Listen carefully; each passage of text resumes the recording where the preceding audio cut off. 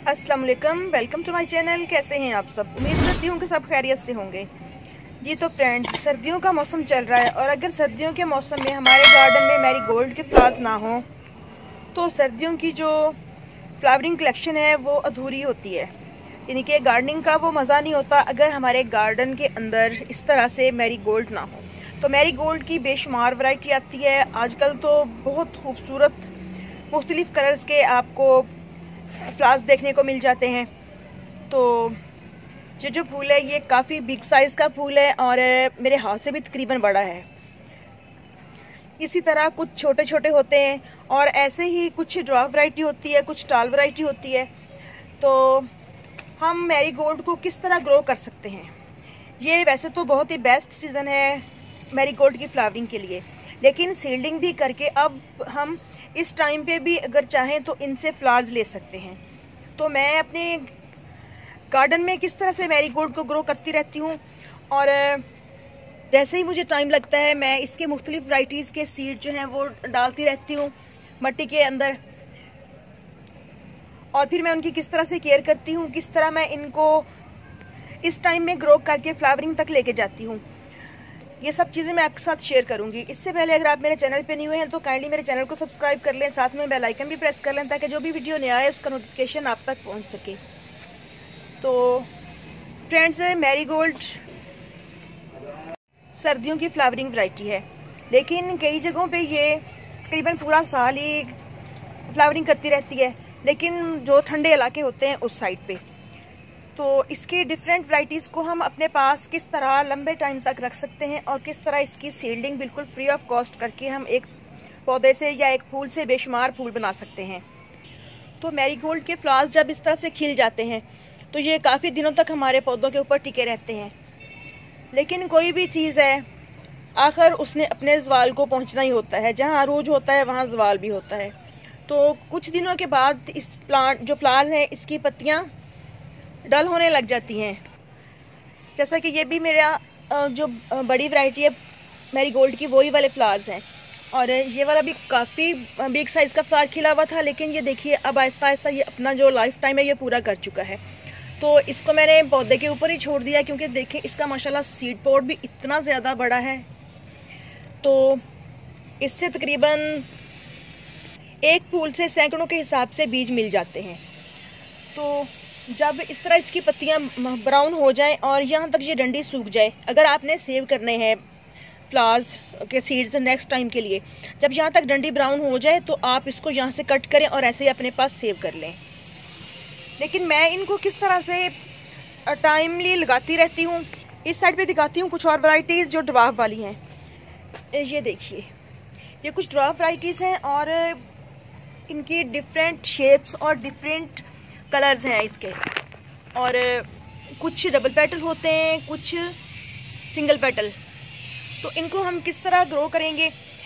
तो फ्रेंड्स, जैसे ये देखें, ये जो फूल हैं ये पुराने हो चुके हैं इस तरह से। तो यहीं से एक सीड पॉट लेके, ये देखिए अभी ताज़ा उतारा है मैंने और हल्का हल्का सा ब्राउन हो रहा था, तो इसको हमने खोल लेना है। खोल के इसको इस तरह किसी भी आप अपने पॉट के अंदर इस तरह से डाल दें और इसके ऊपर हल्की हल्की सी सॉइल डाल दें। तो 1-1.5 हफ्ते में ही इसके सीड्स जो हैं वो ये स्प्राउट कर जाते हैं और नन्हे नन्हे से पौधे बनना शुरू हो जाते हैं। और अब मुख्तलिफ वैरायटीज़ जब देखें इस तरह से ये फूल जो है ये डल हो चुका है और इसको हम पौधे से उतार लेंगे इस तरह, और किसी भी पॉट के अंदर इसको इस तरह से हम स्प्रिंकल कर देंगे।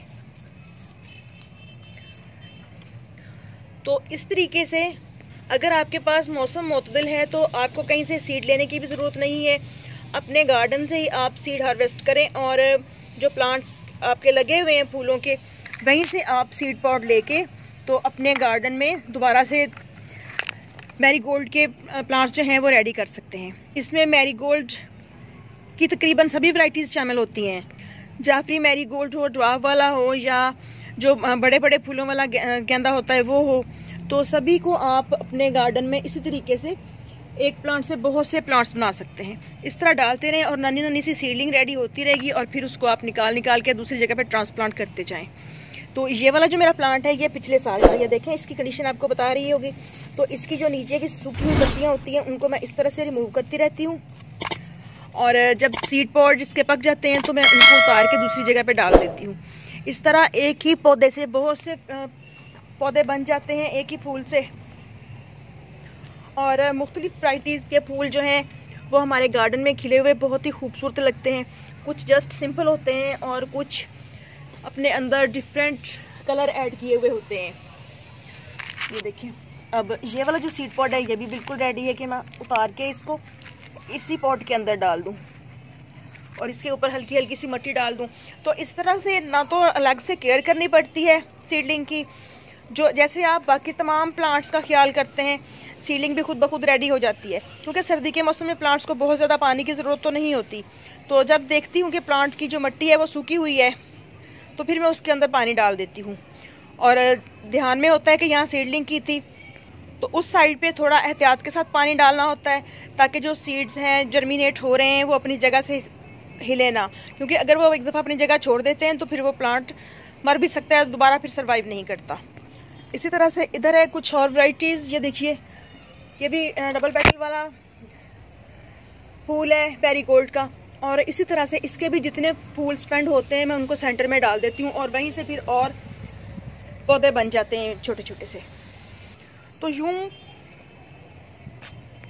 विंटर सीजन का बहुत ही खूबसूरत फ्लावरिंग प्लांट जो है ये हम जब चाहें अपने गार्डन में ग्रो कर सकते हैं और जितने चाहें कर सकते हैं। अगर आपके पास ज़्यादा स्पेस है तो आप मैरीगोल्ड की सभी वैराइटीज़ को लगा के तो अलग अलग इनके पोर्शन बनाते जाएं। अदरवाइज़ अगर पॉट गार्डनिंग करते हैं तो मेरी तरह फिर जहाँ जगह मिली प्लांट लगा दिया और जब प्लांट बड़ा हो गया तो उसकी फिर खाद खुराक का ख्याल रखा, उसके पानी का ख्याल रखा और फ्लावरिंग को एंजॉय किया। तो ज़्यादा फ्लावरिंग के लिए जो भी फ्लावर्स जो होते हैं जो स्पेंड हो जाते हैं उनको आप उतारते जाएं ताकि उनकी जगह नई शाखें निकलें और नई कलियां बने और ज़्यादा फ्लावरिंग हो आपके पास।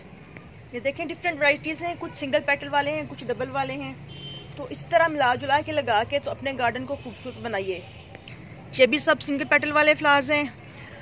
तो मैरीगोल्ड को मैं किस तरह से केयर करती हूँ, कौन सी मिट्टी में लगाती हूँ, तो इसके लिए जो मेरी गार्डन सॉइल होती है नॉर्मल वाली, यानी कि इसके अंदर किचन वेस्ट कंपोस्ट शामिल होती है, भल वाली मिट्टी और कुछ हिस्सा कार्डन कंपोस्ट का ऐड करके तो फिर मैं अपने सभी फ्लावरिंग प्लांट ग्रो करती हूँ। और पॉट्स के अंदर, पॉलीथीन बैग्स के अंदर, सीमेंट की बोरियों के अंदर तकरीबन हर चीज़ में लगे हुए आपको मेरे गार्डन में प्लांट्स नज़र आ सकते हैं। और मेरे पास जो प्लांट्स हैं वो किस तरह से इतने हेल्दी और घने हैं और फूलों का साइज़ इतना बड़ा कैसे है, तो इसके लिए मुझे कुछ कमेंट्स भी आ रहे हैं कि आप कौन सा फर्टिलाइज़र ऐड करती हैं अपने गार्डन में।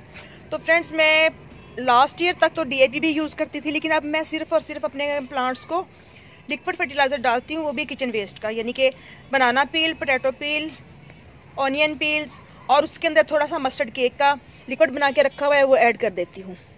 तो इस तरह से मेरे प्लांट्स की माशाल्लाह आप देख सकते हैं कि हेल्थ भी अच्छी है, फ्लावरिंग साइज़ भी काफ़ी बड़ा है और लीव्स भी अच्छे ग्रीन हैं। इसके अलावा प्लांट्स की अच्छी कंडीशन का जो एक राज होता है वो ये भी होता है कि टाइमली इनको ट्रांसप्लांट किया जाए और जब ज़रूरत हो तो पानी दिया जाए और हफ्ते में एक दफ़ा इनकी गुड़ाई ज़रूर कर दी जाए। तो आपके पास जितने भी प्लांट्स होंगे काफ़ी हेल्दी और बिग साइज़ के फ्लावर्स वाले होंगे और जितने भी स्पेंड फ्लावर्स वगैरह हो उनको आप कट करते रहें ताकि आपके पास ज़्यादा से ज़्यादा फ्लावरिंग हो सके। तो इजाज़त दीजिए, इंशाल्लाह फिर मिलते हैं किसी नेक्स्ट वीडियो में नेक्स्ट टॉपिक के साथ। दुआ में याद रखिएगा। हैप्पी गार्डनिंग, अल्लाह हाफिज़, टेक केयर।